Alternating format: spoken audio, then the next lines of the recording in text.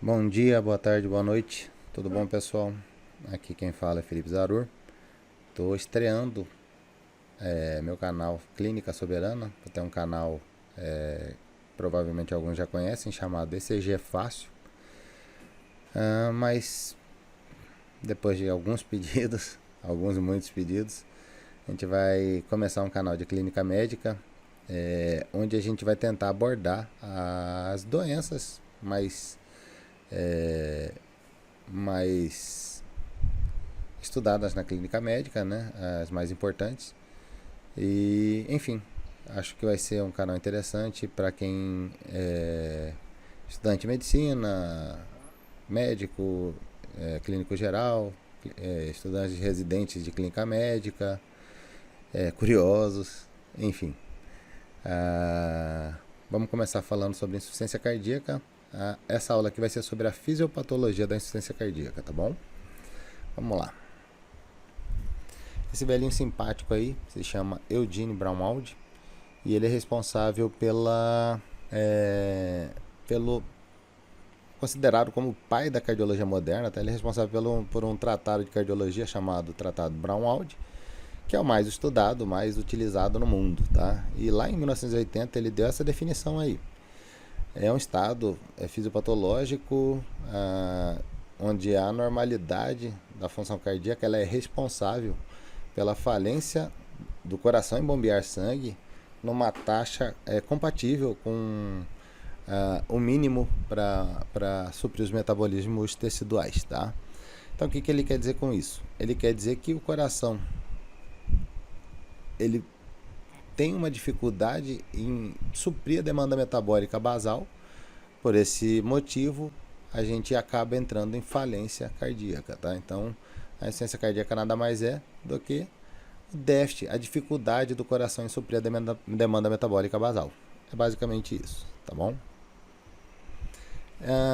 O coração ele tem diversas patologias e todas elas, no fim das contas, acabam gerando uma síndrome clínica chamada insuficiência cardíaca, tá?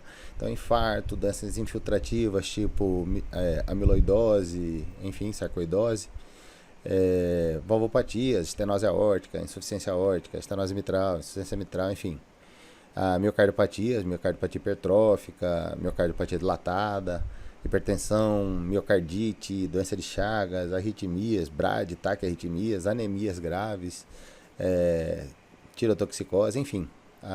Todas as doenças que levam a algum sofrimento cardíaco, no fim das contas vão acabar desencadeando uma síndrome chamada síndrome de insuficiência cardíaca. Então ela é a via terminal de todas as doenças cardíacas, tá? Eu gosto de colocar esse... A gente não usa, tá? Esse daqui são os critérios de Framingham. Os critérios de Framingham, ele pode ser feito para o diagnóstico de insuficiência cardíaca, porém ninguém utiliza. A gente acaba utilizando basicamente a clínica beira-leito. A gente usa aqui nos critérios maiores, só para vocês entenderem como é uma síndrome clínica, apenas parâmetros clínicos. A única coisa que ele utiliza nos critérios de Framingham, fora os critérios clínicos, vai ser um raio-x de tórax e uma PVC, tá? É basicamente isso que ele vai avaliar, certo? Então, o restante todo são parâmetros clínicos. Por que eu estou falando sobre isso? Porque a insuficiência cardíaca é um diagnóstico clínico, eminentemente clínico, tá? Isso é importante porque eu não preciso de nenhum aparato para eu fazer esse diagnóstico, tá? Eu não preciso de um ecocardiograma, eu não preciso de uma ressonância cardíaca, eu não preciso de BNP, eu não preciso de nada. Eu preciso do paciente à beira-leito e um estetoscópio, é basicamente isso, tá? Então, como são parâmetros clínicos, a gente consegue fazer esse diagnóstico da melhor forma possível, ainda em beira-leito, tá? A história natural da insuficiência cardíaca, ela segue mais... Eu coloquei a morte aqui porque ela anda junto com a insuficiência cardíaca. Tem alguns dados interessantes, por exemplo, após o diagnóstico de insuficiência cardíaca, 50% dos pacientes estarão mortos em 5 anos, tá? Isso é muita coisa. E 85% desses pacientes estarão mortos em 10 anos, tá?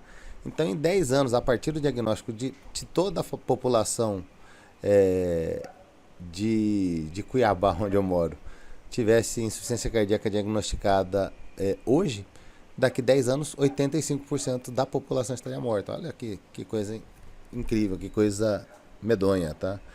E isso é uma taxa de mortalidade extremamente mais alta do que a maioria dos cânceres, tá? Tirando o câncer de pulmão, que é muito agressivo, melanoma, enfim.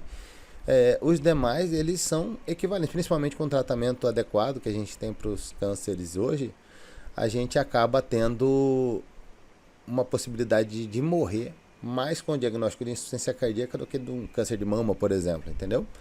Então, tem que ser valorizado. A insuficiência cardíaca, ela gera isso aqui, tá? Você tem a insuficiência cardíaca crônica, onde ela vai estar estabilizada aqui em cima, tá? E alguns períodos de descompensação, onde o paciente acaba internando, tá? Essas bolinhas são onde o paciente interna. E após as internações, percebam que o paciente nunca volta ao patamar anterior, tá? E ele vai deteriorando até chegar ao óbito, tá? Então a doença progride e vai progredindo cada vez mais. Perceba que a internação inicialmente ela é infrequente e após algum tempo ela passa a ser extremamente frequente, tá? Isso é bastante característico e numa dessas internações o paciente acaba indo a óbito, tá bom? Vamos falar sobre os tipos de insuficiência cardíaca. A classificação mais simples, né, didática que a gente usa é a insuficiência cardíaca esquerda e direita, onde na insuficiência cardíaca esquerda basicamente a gente vai ter congestão pulmonar e na insuficiência cardíaca direita a gente vai ter congestão sistêmica.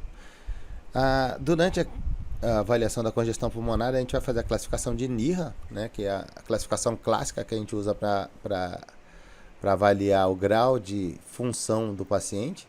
A gente vai variar de NIRA 1, 2, 3 e 4, onde NIRA 1 ele vai ter dispneus grandes esforços apenas, NIRA 2 dispneus moderados esforços, NIRA 3 aos pequenos esforços e NIRA 4 ele vai ter dispneu repouso ou aos mínimos esforços, seria pentear cabelo, por exemplo. A insuficiência cardíaca ela gera déficit da bomba e o que vai acontecer não é que a bomba para frente vai dar problema. O que vai dar problema é para trás, a montante, tá? Então, por exemplo, se você tiver uma insuficiência cardíaca direita aqui, o VD não está batendo de forma adequada, você vai sobrecarregar o sistema venoso, tá? Sistema venoso sistêmico. Então, você vai ter edema de membros inferiores, ascite, derrame pleural, turgência jugular, caquexia cardíaca, tá? A caquexia cardíaca é interessante, a fisiopatologia, porque como a gordura é algo secundário para ser preservado, ela acaba sendo esquemiada, entre aspas. Você vai ter um déficit de sangue, de bomba, né, de sangue para a região de gordura, porque é um órgão pouco importante, tá? Você vai dar preferência para os órgãos mais importantes, tá bom?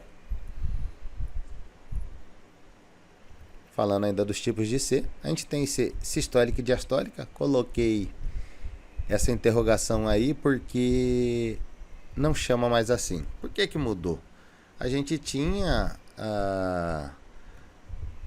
essa definição, né, de insuficiência cardíaca sistólica e diastólica até mais fácil de guardar do que o termo que mudaram para agora, insuficiência cardíaca com fração de ejeção reduzida, insuficiência cardíaca com fração de ejeção preservada. Qual que é a diferença de insuficiência cardíaca com fração de ejeção reduzida e preservada, né? Aqui eu coloquei a gente baseando pela fração de ejeção. Então você vai ter 40% para baixo, insuficiência cardíaca com fração de ejeção reduzida, 50% para cima, insuficiência cardíaca com fração de ejeção preservada. Aqui no meio do caminho, eles deram um termo de insuficiência cardíaca com fração de ejeção limítrofe, né? A gente usa pouco esse termo, ou a gente acaba classificando o paciente ou em CFR ou em CFEP, tá? Mas por que mudou esse termo de sistólica e diastólica para insuficiência cardíaca com fração de ejeção reduzida e preservada? Vamos lá.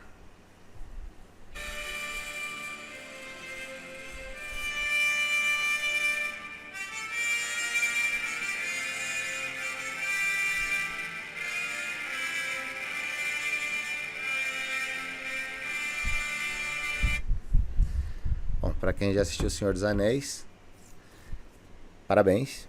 Para quem não assistiu, para a aula agora, dá um pause, vai assistir, depois você volta aqui. Porque, pelo amor de Deus, você está perdendo tempo.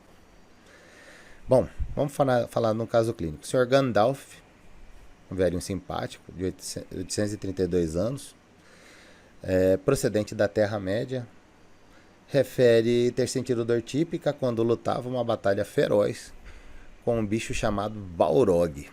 Ele não sabe definir quanto tempo teve de dor, porque ele disse que cada piscada de olho dele durava uma eternidade após a vitória contra o Balrog. Quem que é esse tal de Balrog? É este monstro gigantesco aqui. Imagina a briga que ele teve que ter, e o Gandalf acabou tendo um probleminha quando ele lutava com o Balrog. Ele era muito velhinho, tabagista, né? Então acabou tendo um pouquinho de problema. Qual o problema que ele teve? Vamos lá. Gandalf infartou a parede anterior do coração. Esse infarto, ele vai gerar um déficit ventricular. Vocês concordam? Tá? Então, Gandalf vai evoluir, e como ele não foi submetido a cateterismo ou trombólise, não era possível fazer isso lá na Terra-média, ele acabou evoluindo com fibrose dessa parede. Tá? Fibrose da parede anterior, no nosso amigo Gandalf, vai gerar um déficit sistólico. Concordam? Imagina que a fração de ejeção dele caiu para 35%. Ou seja, Gandalf vai ter insuficiência cardíaca com fração de ejeção reduzida, um déficit sistólico, correto? Porém, quando você tem fibrose do coração, além de você não contrair o coração, você passa a ter também dificuldade de relaxar esse coração, porque a fibrose não relaxa, tá? Então você vai perder uma das paredes em relação à acomodação do sangue vindo do átrio esquerdo. Então, Gandalf vai ter um déficit também sistólico e diastólico, tá? Porque além de ele não conseguir contrair de forma efetiva, ele não vai conseguir relaxar de forma efetiva esse ventrículo, tá bom? Portanto, ele vai ter tanto insuficiência cardíaca, entre aspas, sistólica, quanto insuficiência cardíaca, entre aspas, diastólica. Por causa disso, foi mudado o termo, tá? Quando você coloca insuficiência cardíaca sistólica versus diastólica, fica parecendo que são antagônicos, tá? E não são, tá? Elas podem coexistir e coexistem em diversas situações, tá bom? Só coloquei em uma das situações que pode acontecer isso. Os tipos de C ainda, você pode ter insuficiência cardíaca aguda e crônica. Lembrando que aguda é de instalação aguda, ou seja, pode ser um infarto, por exemplo, Gandalf vai desencadear insuficiência cardíaca aguda, né, logo depois da luta. Porém, quando a gente fala aguda, a gente está falando também da crônica agudizada, tá?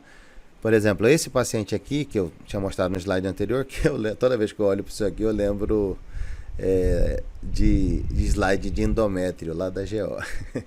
Parecido, né? Então, voltando para a aula. Quando você tem insuficiência cardíaca descompensada, cada descompensação dessa aqui é uma nova insuficiência cardíaca aguda, tá? Então, toda vez que a gente fala em descompensação, a gente fala em insuficiência cardíaca aguda, certo? Só um termo de definição. Quando ela está crônica, seria nessas fases de compensação, a gente chamaria de insuficiência cardíaca crônica ou compensada, tá bom? Insuficiência cardíaca também, falando dos tipos de alto e baixo débito. Mas o que é tal do débito cardíaco? Débito cardíaco é basicamente a nossa volemia, aproximadamente, tá? A gente sabe que a nossa volemia, ela roda o corpo em 1 minuto. Pelo menos aproximadamente acontece isso, tá? Portanto, o débito cardíaco, ele vai ser o volume sistólico, ou seja, o que sai do coração durante o batimento cardíaco, vezes a frequência cardíaca, correto? Na insuficiência cardíaca de alto débito, você vai ter um débito cardíaco aumentado. Mas como que o débito cardíaco vai estar aumentado e o paciente vai ter insuficiência cardíaca? Lembrem que o que o velhinho lá disse, o Braunwald, ele falou que tem que suprir as demandas metabólicas basais do organismo, certo? E se essa demanda metabólica for exagerada? Como assim? Imagina um paciente com sepse grave, com uma demanda metabólica extremamente alta, febril, com infecção, inflamação, por exemplo, uma pneumonia bilateral grave. demandando demais do coração, tá? Às vezes o coração, mesmo com o débito cardíaco aumentando, ele não vai conseguir suprir essa demanda metabólica necessária, tá? Outra situação, anemia grave, tá? O paciente com 4 de HB, ele pode ter o débito cardíaco que ele for, ele não vai ter carreador, tá? Então ele vai acabar desenvolvendo o que a gente chama de cor anêmico, que é a insuficiência cardíaca decorrente da anemia, tá bom? Mas e se o débito cardíaco for baixo, que é o normal da insuficiência cardíaca, né? É o que a gente vai ver basicamente aqui nessa aula. Então, a gente vai ver insuficiência cardíaca com débito baixo ou insuficiência cardíaca de baixo débito. Você tem duas coisas para cair. Ou vai cair o volume sistólico, ou vai cair a frequência cardíaca, correto? Então é disso que a gente vai falar. Mas e aí? Bom, se a gente sabe que o débito cardíaco, o que é débito cardíaco, né, fica mais fácil para explicar. Primeira coisa, se você tem o débito cardíaco baixo, né, você tem ou volume sistólico baixo ou frequência cardíaca baixa, tá? O que seria mais fácil de você reverter? O mais fácil de reverter entre volume sistólico e frequência cardíaca, entre as duas variáveis, obviamente é a frequência cardíaca, tá? Portanto, a gente vai ter o paciente com insuficiência cardíaca em descompensação. Na primeira descompensação, com certeza, ele vai estar taquicárdico, tá? Isso é óbvio e esperado, tá? Então, todo paciente com insuficiência cardíaca, com fração de ejeção reduzida ou com baixo débito cardíaco, ele vai ter a frequência cardíaca elevada para tentar compensar esse débito cardíaco, tá bom? Então, isso é esperado e bastante comum.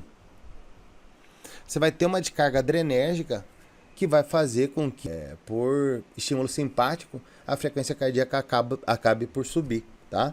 Então, frequência cardíaca acima de 100 vai ser esperado no paciente com insuficiência cardíaca, tá?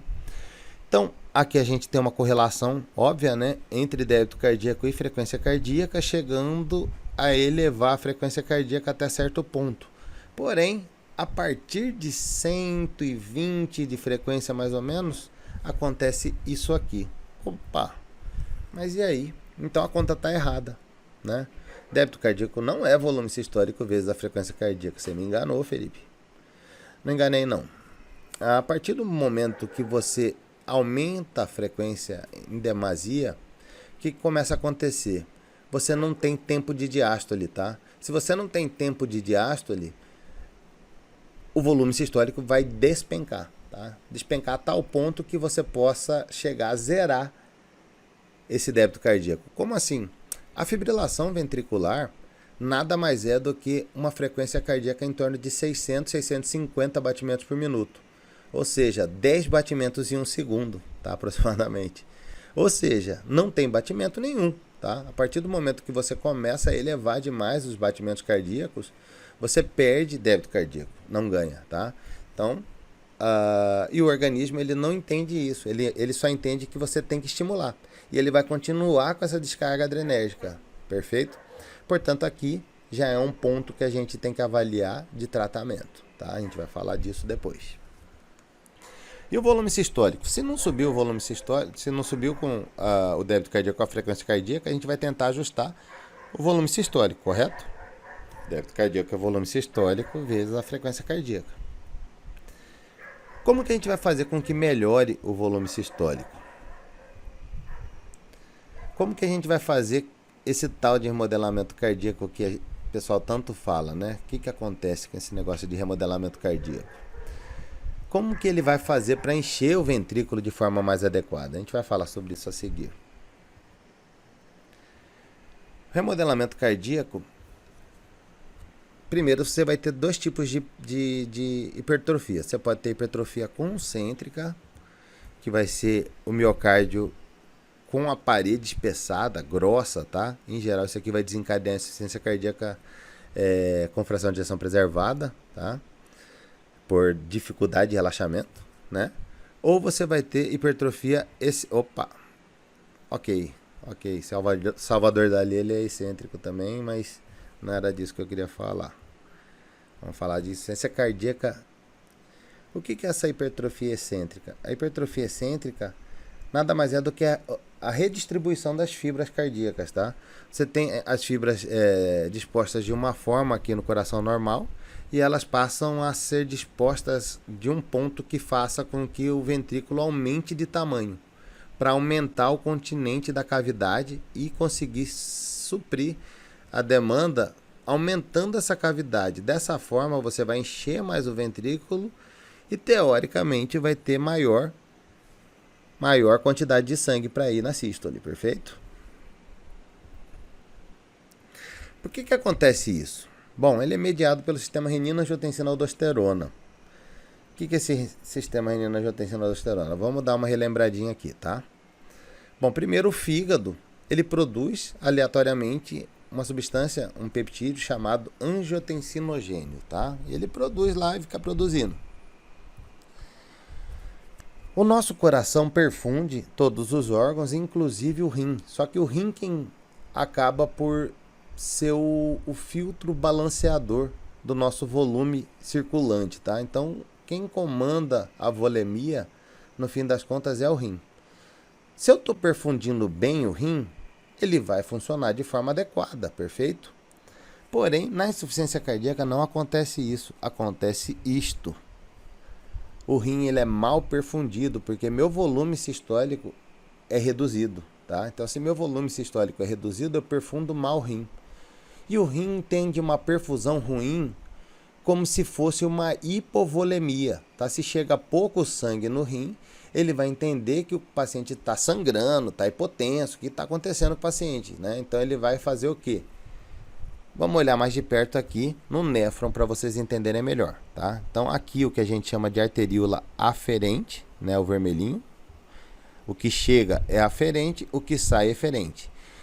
A filtração glomerular acontece aqui, por diferença, gradiente de pressão entre a arteríola aferente e a eferente. Se a eferente fica mais estreitinha, mais apertada, vai filtrar mais. Se ele está mais dilatado, ele vai filtrar menos, tá? Assim que funciona. Tem uma região que fica aqui, próxima do fim da parte espessa da alça de Henle ascendente e início do túbulo contorcido distal, que se chama aparelho justaglomerular. Vamos olhar o aparelho justaglomerular mais de perto. Esse aparelho justaglomerular, essa região aqui, especializada em avaliar a volemia do paciente, vai perceber que no paciente com insuficiência cardíaca a volemia está entre aspas baixa. Na verdade, a volemia está aumentada no paciente com insuficiência cardíaca. Porém, como o rim ele é mal perfundido, ele vai entender como se o paciente estivesse hipovolêmico, tá? Porque ele vai perceber a quantidade de sal passando ali e ele vai perceber a quantidade de volume chegando na arteríola aferente, saindo na arteríola eferente. Portanto, ele vai achar que o paciente está, entre aspas, hipovolêmico. O que ele vai fazer? Se o paciente está hipovolêmico, ele tem que dar um jeito de fazer com que esse volume esteja retido de uma forma mais importante, mais adequada no rim. Como que ele faz isso? Ele faz isso liberando um negócio chamado renina, a partir de umas células secretoras ali chamadas mácula densa, tá? Então, a renina vai ser liberada a partir da mácula densa, para tentar fazer com que a volemia melhore. Então, a renina foi liberada. Renina, em associação, em combinação com angiotensinogênio, vai gerar um negócio chamado angiotensina 1. Tá? Então, aqui, angiotensinogênio mais renina forma angiotensina 1. No pulmão, produz umas enzimas chamadas enzimas conversoras da angiotensina. Ou seja, ela vai converter angiotensina 1 em angiotensina 2. A angiotensina 2 ela vai agir diretamente nas suprarrenais, fazendo com que as suprarrenais produzam e liberem a aldosterona. E a aldosterona vai fazer a retenção de sódio e água lá no túbulo coletor, na sua porção cortical. Tá? Então lá ele vai agir, a aldosterona vai agir ali, e vai fazer com que você retenha sódio e água, tá? Por quê? Lembra que o paciente, lá no aparelho justaglomerular, esse aparelho justaglomerular achou, pelo menos ele percebeu que o paciente estava, entre aspas, hipovolêmico e acabou fazendo um estímulo para reter mais volume, mais só de água, né? E é isso que ele vai fazer no fim das contas. Porém, esse é um pensamento errado, errôneo, porque o paciente já está hipervolêmico. O que está acontecendo é que o volume está circulando de uma forma ineficiente. O volume sistólico é ruim e perfunde mal o rim. O rim percebe errado que o paciente está hipovolêmico e acaba retendo só de água de novo, tá bom? O coração, o remodelamento cardíaco, ele se baseia na lei de Frank-Starling. Frank-Starling, tá? A lei de Frank-Starling é a lei do elastiquinho de dinheiro. Como assim? Tá aqui o elastiquinho de dinheiro, perfeito? A hora que você puxa o elástico de dinheiro e solta, ele vai voltar com uma força maior. Quanto você mais puxa, mais forte ele volta, concorda? É assim que o coração pensa. Por quê? Eu vou tentar reposicionar minhas fibras miocárdicas de uma forma onde a contração ventricular seja mais efetiva. Quanto mais eu estirar minhas fibras, mais forte ele vai contrair. E eu vou gerar uma contração ventricular mais efetiva, correto? Então é isso que ele pensa inicialmente. Porém, chega um momento que o elastiquinho de dinheiro pode romper. Ou melhor, o elastiquinho de dinheiro, no caso o miocárdio, ele não vai voltar na posição passiva dele inicial. Então ele tinha uma posição passiva inicial, vai esticar, e aí quando ele for relaxar, ele não vai conseguir voltar naquela posição inicial. Ou seja, ele vai dilatar e vai, no final das contas, perder potência. E é isso que acaba acontecendo. E aí, o que o coração vai fazer referente a isso? Ele não sabe, ele vai acabar continuando a dilatar. Tá? E é isso que ele faz. Então, o remodelamento cardíaco, ele vai ser mediado tanto pela renina, quanto pela angiotensina 1, quanto pela angiotensina 2, quanto pela aldosterona. Esses quatro peptídeos, eles acabam agindo na mediação humoral do coração, fazendo com que esse coração dilate, tá? Dilate, baseado na lei de Frank-Starling, tá? E a aldosterona, por sua vez, vai acabar por fazer a absorção de sódio e água. Bom, vamos falar um pouquinho sobre o que acontece de fato dentro do coração. Primeiro eu vou falar sobre o coração normal, como que é. A nossa diástole máxima, ela vai ficar em torno de 150 ml de sangue dentro do ventrículo quando ele no relaxamento máximo, tá bom?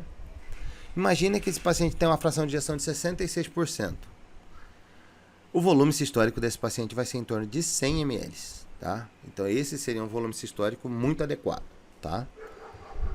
A gente teve o Gandalf infartando, perfeito? Então ele infartou a parede anterior, perfeito? Esses 150 ml vão continuar lá e ele está infartando, ou seja, a fração de ejeção dele vai cair. Vai cair, vamos dizer, para 30%.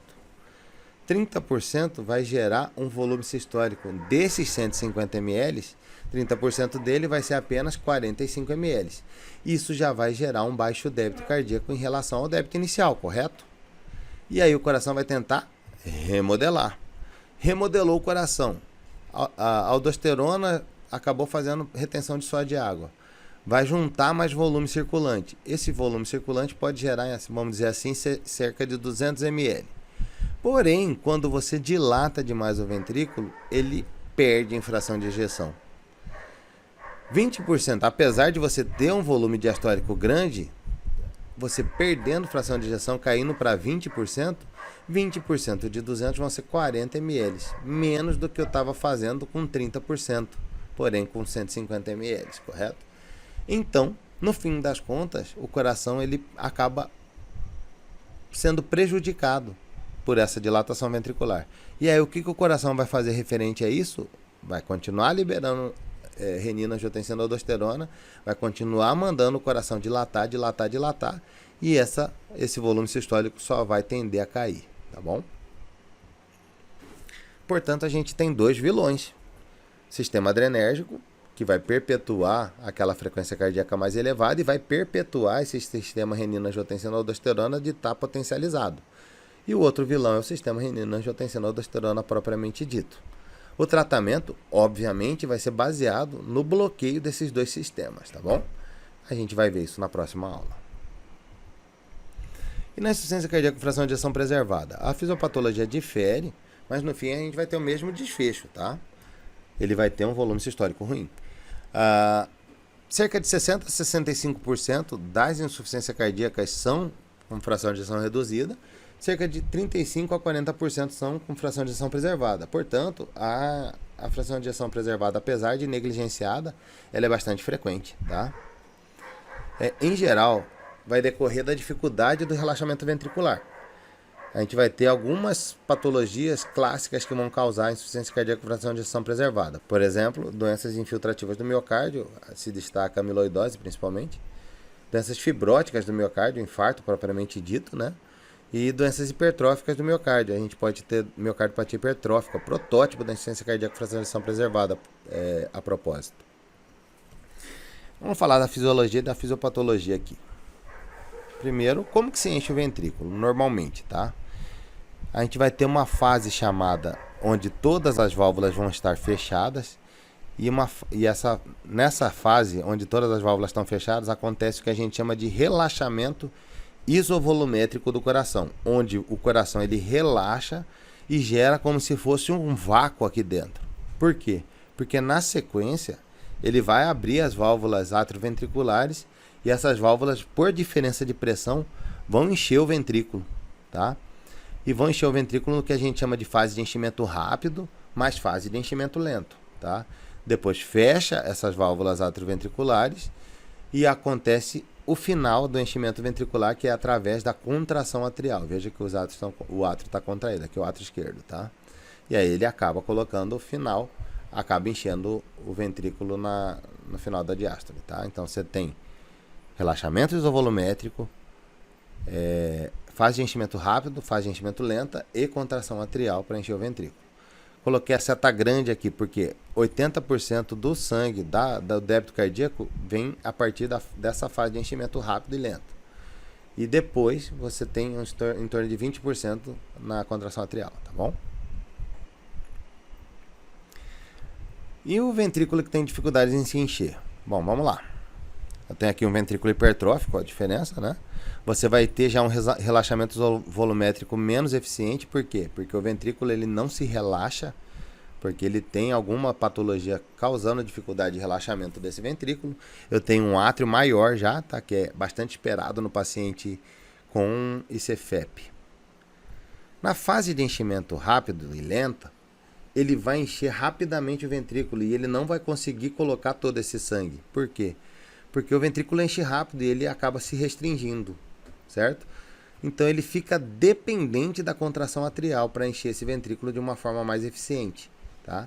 Então acaba acontecendo o inverso do que se espera. A fase de enchimento rápido, mais lenta, vão encher o ventrículo apenas em torno de 30% a 40%, e o restante vai ser preenchido pela contração atrial. Isso aqui na alteração de relaxamento, tá? Veja só, como é que você vai encher esse ventrículo aqui, tá? Isso aqui é um ventrículo esquerdo cortado transversalmente, né, num eixo curto. Você não tem cavidade, tá? Imagina quanto que cabe aqui, não cabe 20 ml de sangue dentro desse ventrículo esquerdo. Como é que você vai dar algum débito cardíaco eficiente aqui? Não vai. Aqui mesma coisa, olha o tamanho desse septo interventricular, parede posterior e o ponta do coração. É só isso aqui que é a cavidade do coração do paciente, que não é nada, tá? Então ele vai ter um débito cardíaco ruim, com certeza. Tanto que foi a óbito. Bom, então, só para vocês entenderem a mecânica da insuficiência cardíaca com fração de ejeção preservada, lembra que tinha 150 ml de diâmetro diastólico lá, de volume diastólico? Aqui eu vou ter apenas 60 ml, vamos dar um exemplo assim, tá bom? Imagine que eu tenho 66% de fração de ejeção, mas a fração de ejeção normal, tá? Até além do que se espera. O que ele vai dar de débito? 40 ml. Os mesmos 40 ml que o coração dilatado dava, tá? Então ele vai ter esse tipo de débito cardíaco ruim, tá bom? E é isso que vai gerar insuficiência cardíaca nesses pacientes. Eu vou falar um pouco, eu pensei se ia falar ou não, mas eu vou falar um pouco sobre eco para vocês entenderem como é que é a mensuração da insuficiência cardíaca com fração de ejeção preservada, tá? Eu não vou falar da insuficiência cardíaca com fração de ejeção reduzida, que é bem simples, simplesmente não está contraindo o coração de forma efetiva. No ecocardiograma, para avaliação da diástole, é bastante interessante que vocês entendam, que seria como eu acho mais fácil de compreender esse tipo de insuficiência cardíaca. Então vamos lá, peguei um rapaz aí, o coração dele está lá posicionado, botei o transdutor aqui, beleza? O transdutor vai mandar o feixe de ultrassom que vai atravessar esse coração. Vamos olhar esse feixe agora. Aqui está o coração na fase de enchimento rápido, correto? Num coração normal, coloquei o transdutor aqui e ele vai atravessar. Esse coração, ele está vendo exatamente o sangue vindo em direção a ele, na fase de enchimento rápido, fase de enchimento lenta, que vem logo depois dela, que é emendada uma com a outra, tá? Então ele vai ver esse enchimento ventricular, e esse enchimento ventricular, ele vai gerar uma onda pelo Doppler, chamada de onda E, tá? Então esse enchimento ventricular vai gerar essa onda positiva de fluxo, e essa onda a gente vai dar o nome de onda E de enchimento ventricular, enchimento rápido ventricular, tá? Depois do enchimento rápido, o que vem? A contração atrial. Eu vou ver uma onda também. Essa onda você espera que seja em torno de 20% do débito cardíaco, correto? Então vai ser uma ondinha menor. Então você vai ter duas ondas de enchimento ventricular, a onda E e a onda A de contração atrial, tá? A onda E maior do que a onda A. E é isso que é esperado no paciente com o coração fisiologicamente normal. Porém, no coração hipertrófico, né, com dificuldade de relaxamento, o que a gente vai ter? A onda E, aqui no mesmo lugar que eu vou olhar, ela não vai ser tão importante. Lembra que eu falei que ele não teria onda E tão importante quando você tem um ventrículo mais rígido, porque ele não consegue relaxar da forma adequada, e essa diferença de pressão não vai encher o ventrículo de forma como deve ser, tá? E ele vai ficar um pouco dependente da contração atrial. Vamos olhar a contração atrial agora. Você vê que a seta é maior, ou seja, eu tenho um maior fluxo aqui. Então a onda A passa a ser maior do que a onda E. Quando a gente tem a onda A maior do que a onda E, ou seja, a onda de contração atrial maior do que o enchimento rápido ventricular, você vai ter o que a gente chama de alteração de relaxamento do VE, ou alteração diastólica grau 1. Vamos aprofundar um pouco mais. Não precisa ficar com medo não. Vamos lá. De novo. A gente vai botar o transdutor, só que em vez de, na fase de enchimento rápido, isso aqui é um coração normal novamente, tá? Só que em vez de eu colocar o transdutor mostrando exatamente em cima da fase de enchimento rápido, onde a gente veria o fluxo de sangue, eu vou colocar ele no septo interventricular. Por que no septo interventricular? Só para colocar, ele vai ter onda E da mesma forma, tá? Porque é o mesmo período que eu quero que vocês entendam que seja, tá? Então, o que vai acontecer, o que eu quero mostrar, acontece exatamente no mesmo período da fase de enchimento rápido ventricular. Vamos olhar mais de perto isso aqui. Bom, o que acontece na fase de enchimento rápido? A hora que o sangue entra dentro do ventrículo, vai gerar um acomodamento desse sangue dentro do ventrículo com um relaxamento ventricular. Então você vai ter o acomodamento desse sangue dentro do ventrículo. Quando o sangue entra pela válvula atrioventricular, ele vai se acomodar dentro do ventrículo e vai fazer com que esse septo balance onde eu estava olhando, certo? E esse balanço do septo vai gerar uma onda chamada de onda E', porque é exatamente ao mesmo tempo da onda E. Só que eu quero ver em outro lugar, estou vendo apenas o balanço da parede. A gente chama isso de Doppler tecidual, tá? Quando a gente está olhando o tecido balançando. E eu vou calcular o E sobre o E'. Por quê? Quanto maior for o E', ou seja, quanto menor for essa relação, mais o sangue consegue se acomodar, mais facilidade de relaxar tem esse ventrículo, tá?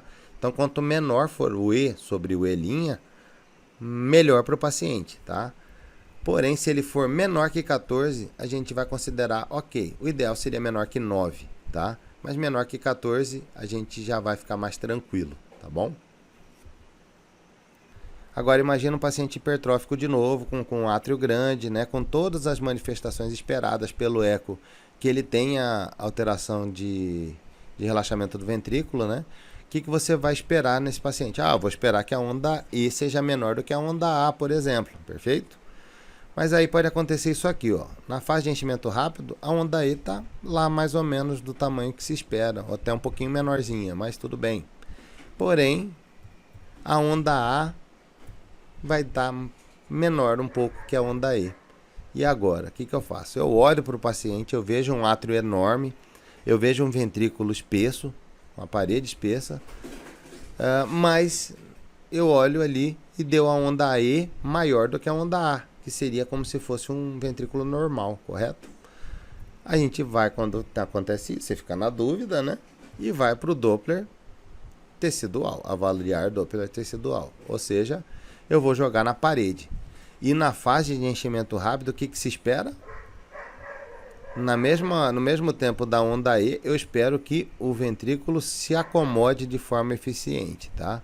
Porém, aqui a forma, olha, as setinhas estão menores, né, do que eu tinha colocado na outra seta, porque eu quero mostrar que esse acomodamento do sangue dentro do ventrículo não vai ser da forma como deve ser. Vai ser menos importante, menos relevante, tá? Então ele vai gerar uma onda E' bem menor. Ou seja, a relação E sobre E' vai dar maior do que 14. E eu vou dar o diagnóstico aqui de padrão pseudonormal. Olha só, pseudonormal, nome bastante sugestivo, né? Parecia normal, mas não é. Parece marreco, mas é ganso. Tipo isso. E a gente vai dar o nome de alteração pseudonormal ou padrão pseudonormal, que vai ser uma alteração também chamada de diastólica grau 2, tá bom? E por último, você pode ter uma alteração interessantíssima, tá? Que chama a onda E. Ela vai ficar muito pontuda e fininha, tá? O que significa ela ser fininha? Lembra que era fase de enchimento rápido, mais fase de enchimento lento, depois contração atrial? Pois é. Aqui na fase de enchimento rápido, olha que o ventrículo se enche rapidinho. Imagina aquele ventrículo que cabia, que eu falei que cabia uns 20 ml, lá atrás que eu mostrei. É aquilo ali, tá? Ou seja, o coração não tem capacidade nenhuma de cavidade e ele se enche com uma gotinha de sangue, tá? Então, rapidamente ele vai encher. Ele não vai ter fase de enchimento lento, só vai ter fase de enchimento rápido, que vai atingir o pico rapidamente. E a contração atrial vai ser essa setinha de nada aqui que eu coloquei, tá? O sangue vai ficar todo represado lá. Então, ou ele não vai gerar nenhuma onda A, tá? Ou ele não vai ter onda A, ou ele vai ter uma onda A minúscula, pequenininha aqui, tá? Então, você vai ter basicamente só a onda E. E o débito cardíaco vai ser extremamente ruim, porque você não tem nenhum relaxamento ventricular, a cavidade não tem quase nada de volume, e você acaba gerando um fluxo sanguíneo para a aorta muito pequeno. Mesmo que você tenha 100% de fração de ejeção, você geraria um fluxo pequeno nessa situação. A gente vai chamar isso de padrão restritivo do ventrículo esquerdo, ou alteração diastólica grau 3. Aqui eu coloquei, quem quiser dar uma olhada depois, o Cardio Papers é um excelente canal para vocês se atualizarem, quem gosta de cardiologia. Na última diretriz europeia, ESC, né, que a gente chama, de insuficiência cardíaca, eles fizeram um scorezinho para o cálculo de insuficiência cardíaca com fração de ejeção preservada. Isso a gente não tinha, tá? Novamente, é um diagnóstico clínico, tá? Mas a gente pode lançar mão de score para a gente tentar aprender, tá? Só saibam que existe isso. Olha, eu coloquei isso porque aqui ele avalia, por exemplo, o E sobre o E', que eu achei que... Até falei sobre o E' por causa disso aqui, tá? Mas eu acho que valeu, né, pessoal? Tá bom? Estamos se encaminhando para o fim da aula agora aqui. Bom, só para falar sobre peptídeo natriurético, BNP, quando... Isso, eu coloquei as duas possibilidades aqui, tá? Insuficiência cardíaca com fração de ejeção reduzida, insuficiência cardíaca com fração de ejeção preservada, porém com ventrículo hipertrófico. O que acontece? Eu tenho alta tensão na parede ventricular. Essa alta tensão na parede ventricular, ou seja, uma pressão hidrostática grande dentro da parede ventricular, tanto do ventrículo dilatado quanto no ventrículo hipertrófico estreito, ela vai gerar